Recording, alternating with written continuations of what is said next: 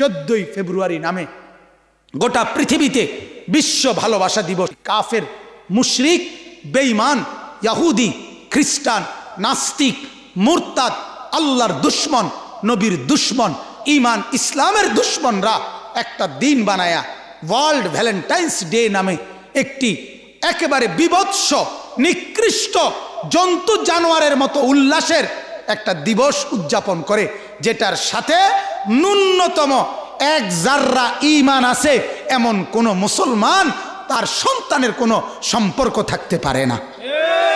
যদি এক ফোঁটা ঈমান থাকে, এক ফোঁটা ঈমান যদি এক ফোঁটা থাকে, ঈমান যদি এক সুতা থাকে, তাইলেও কোনো মুসলমান বিশ্ব ভালোবাসা দিবস পালন করতে পারে না।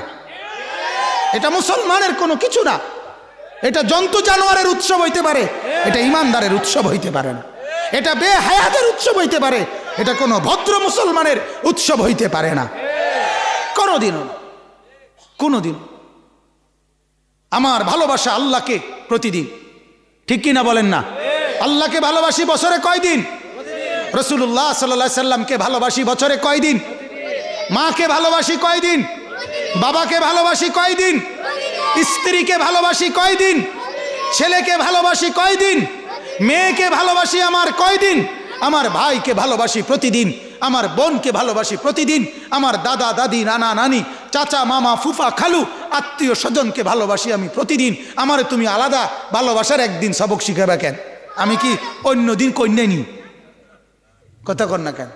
আমি কি বাকি দিন কন্যাই নাকি? তোরা ডাকাইতরা না কন্যাস?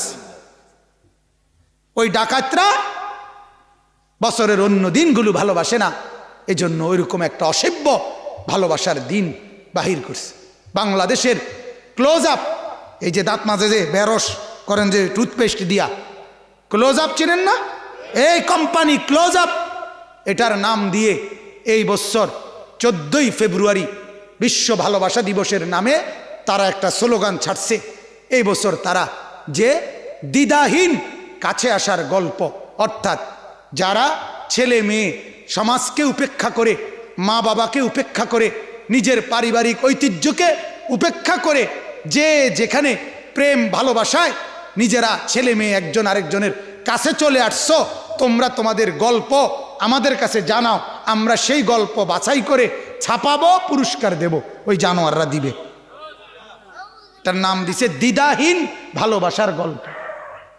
কোনো দ্বিধা নাই, লজ্জা নাই, অর্থাৎ মা কি কেবল ডোন্ট কেয়ার, দূর মা আপনি বাতে না রাখবেন, আমার ভালোবাসা আমি বাসুম, আপনি বাতে না রাখবেন। বুঝেন না কথাটা? আব্বা আর আব্বা আপনি টাকা দরকার, টাকা না দিবেন, আমি ভালোবাসি, এটা আমার ভালোবাসা, আমি না বাসি। আমি কুত্তার লগে ভালোবাসি, নাহলে শুয়োরের লগে ভালোবাসি, অসুবিধা কি? হ্যাঁ, আমাদের এক সিনেমার নায়করে কলকাতার এক হিন্দু মহিলা, আমি নিজে পত্রিকায় দেখছি, কলকাতার এক হিন্দু মহিলাকে বিয়ে করছে মুসলমান নায়ক।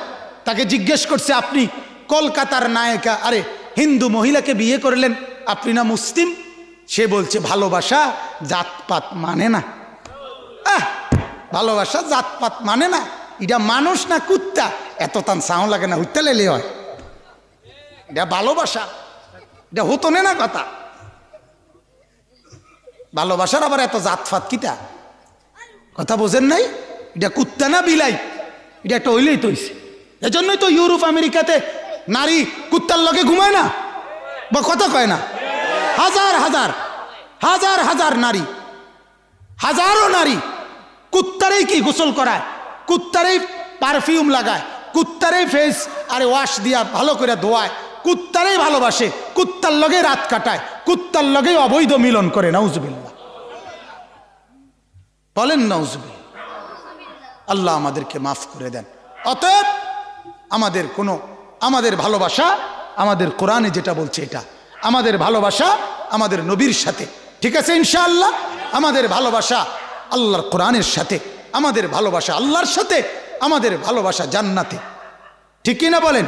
আল্লাহ তাআলা আমাদেরকে তৌফিক দান করুক। এজন্য যুবক বন্ধুরা সবার কাছে অনুরোধ, বাপ কেউ কারো মোবাইলে কোনো এই ফেব্রুয়ারির 14 ফেব্রুয়ারির ভালোবাসাকে হিসাব করে কেউ কারো মোবাইলে কারো কাছে ভালোবাসার কোনো মেসেজ পাঠাবা না, ভালোবাসার কোনো ফুলের ছবি পাঠাইবা না দোস্ত।